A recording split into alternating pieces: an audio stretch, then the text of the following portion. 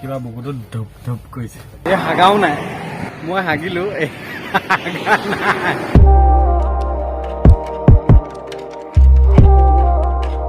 Good morning from নাজানো, মাত্ৰ এইটোৱে জানো দিল্লী পাবলৈ আৰু 300 কিলোমিটাৰ আছে। তো এটা নতুন ভিডিঅ'লৈ আপোনালোকক পুনৰ স্বাগতম জনাইছোঁ। Hey guys, welcome back to our YouTube channel. ব'লক আজি ভিডিঅ'টো আমি আৰম্ভ কৰোঁ দুইটাই। আজি মই ব্লগিং নকওঁৱে কৰিব বেছি, তুমি কৰিব লাগিব। লাষ্ট ভিডিঅ'কেইটা কেনেকুৱা পাইছে নাজানো, আৰু আজি আকৌ ওলাইছোঁ। আমি নামিমেই আৰু নিউ দিল্লী ষ্টেচনত নামিম আৰু 10টা চাৰে 10টামান বজাত নামি যাম। এতিয়া বাজিলে 7টা চাৰে 7টামান বাজিলে চাগে। আৰু 300 কিলোমিটাৰমান আছে, 200-250 কিলোমিটাৰমান এনেকৈ আছে মানে।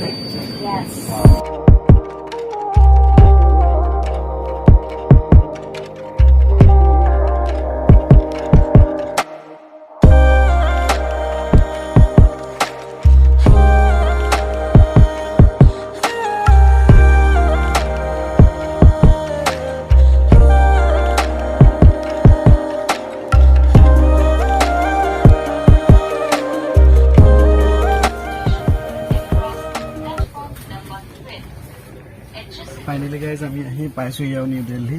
পানী জাষ্ট গাড়ীখন শ্ল' হৈছে আৰু এয়া কিবা বুকুটো ধপ ধপ কৰিছে। প্ৰথমবাৰ আহিছোঁ যে সেইকাৰণে বুকুটো ধপ ধপ কৰি আছে। তোমাৰ কেলে কৰিছে? অঁ, চবেই কৈছে বোলে চুৰ হয় ভালকৈ বাচাই নিব লাগিব মানে। বুকুটো ধপ ধপ ধপ ধপ ধপ ধপ কৰিছে।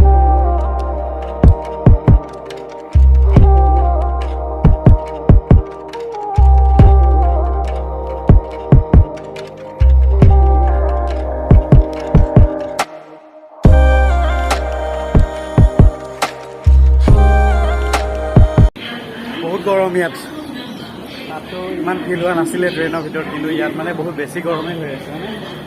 মানে থাকিব পৰা নাই, জ্বলি যাওঁ লাগিছে।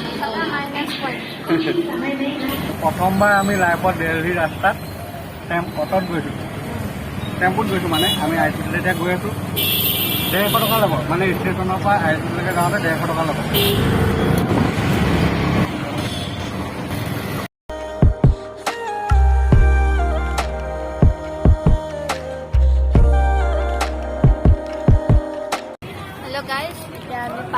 দিল্লীত পালোহি। তাৰপিছত পোৱাৰ পিছত আমি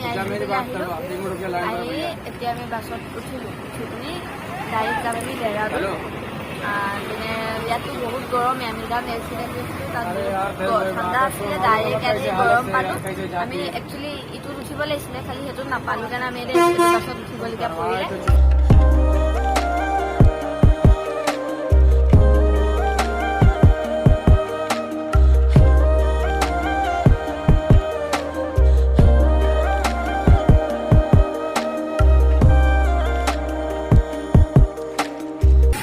গাইজ এতিয়া বাজিলে 2:50 আৰু আমি পালোহি। মানুহ এজনক সুধিলোঁ, মানে ক'লে যে অটলি বাইপাছ নে কিবা বুলি কয়। তো আমি এতিয়া ইয়াতে আছোঁ, অটলি বাইপাছ আৰু সাক্ষী ধাবাৰ ফ্ৰণ্টত ৰৈ আছোঁ।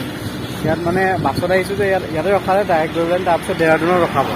ইয়াত যদি কোনোবা কিবা কিবি খাই লয় খাব পাৰে। খালি মই সুধি ল'লোঁ, এইবোৰ চানা যে বুটটো আৰু চানাটো যে, সেইটো চানাটো মই সুধিলোঁ যে 40 টকা। আৰু বোলে 10 টকা দিয়ক, এনেকৈ ক'লোঁ। অকল লিম্বুহে আহিব বোলে। বাদ দে বোলো, নাখাওঁ যা। আমাৰ দুইটা ড্ৰেছ সেই অহা দিনাখনিৰ পৰা একেই আছে আৰু, মানে সলাবলৈ পোৱা নাই। অঁ, গা ধোৱাও হোৱা নাই, এই হাগাও নাই। মই হাগিলোঁ,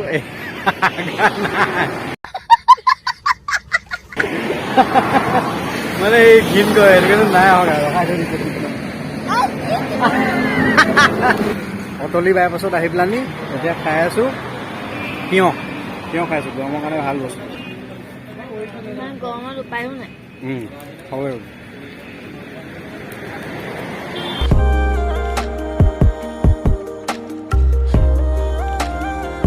এতিয়া আমি পাহাৰৰ মাজে মাজে গৈ আছোঁ। মানে আমাৰ বাওঁহাতেও পাহাৰ আছে আৰু সোঁহাতেও পাহাৰ আছে। মানে দেখাটো জেগাটো দেখিবলৈ ইমানেই ধুনীয়া, আপোনালোকক এইটো দেখাব পৰা নাই কাৰণ আমি বাছত আহিছোঁ যে। যদি আমি বাইকত গ'লোহেঁতেন তেতিয়া ধুনীয়াকৈ দেখি পালেহেঁতেন। মানে অকোৱা পকোৱা ৰাস্তা, এনেকৈ বহুত ধুনীয়া লাগিছে মানে জেগাটো।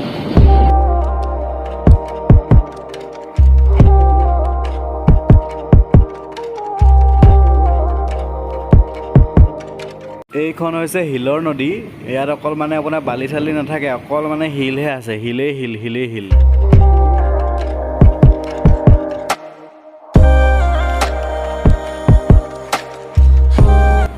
এইবাৰ আমি যাবলৈ ওলাইছোঁ জীৱনত ফাৰ্ষ্ট টাইম টানেলৰ মাজে মাজে পাহাৰৰ তলৰ সুৰংগৰ মাজে মাজে গৈ আছোঁ এইটো চাই লওক এতিয়া কি সুৰংগ সেইটো নামটো চাবলৈ নহ'ল মানে এইটো দেখিবলৈ লগালগ মানে মোবাইলটোহে উলিয়াইছোঁ সুৰংগটো চুটি সুৰংগ কিন্তু মানে এইটো প্ৰথম নতুনকৈ বনাইহে আছে নেকি সেনেকুৱা যেন লাগিছে মানে আপোনাৰ প্ৰথম লাইফত প্ৰথমবাৰ আহিছোঁ সুৰংগৰ মাজে মাজে কি লাইফ ৰে বাবা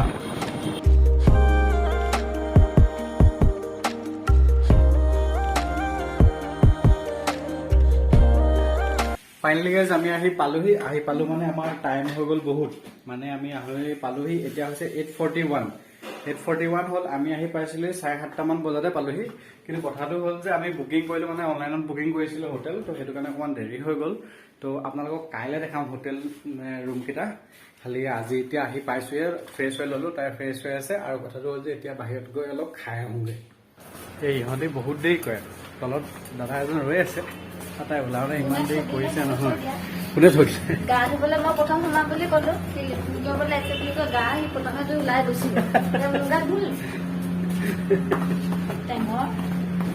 এইজন আমাৰ কাৰণে ৰৈ আছে গা ধুতে দেৰি হৈ গ'ল আকৌ